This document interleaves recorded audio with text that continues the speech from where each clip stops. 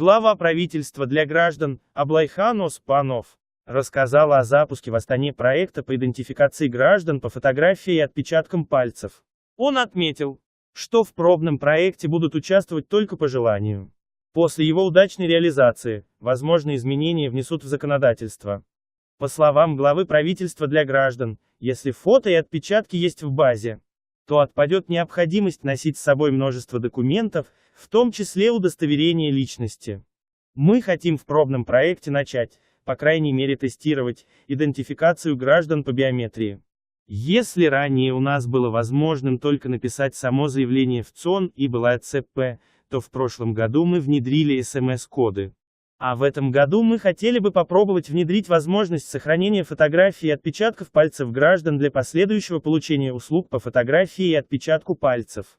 В случае успешной реализации этого проекта будет поэтапное внесение изменений законодательства. В любом случае назад дороги нет. Аблайхан Оспанов подтвердил, что использовать отпечаток пальцев по проекту можно будет вместо удостоверения личности. Биометрия – это все. То есть вам не будет необходимости в будущем таскать с собой целый ряд документов. Сейчас везде внедряются камеры видеонаблюдения. Вас сразу могут персонифицировать.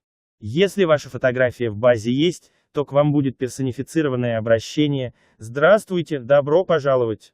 К примеру, Таджан. Такие фишки планируем внедрять, отметил глава правительства для граждан.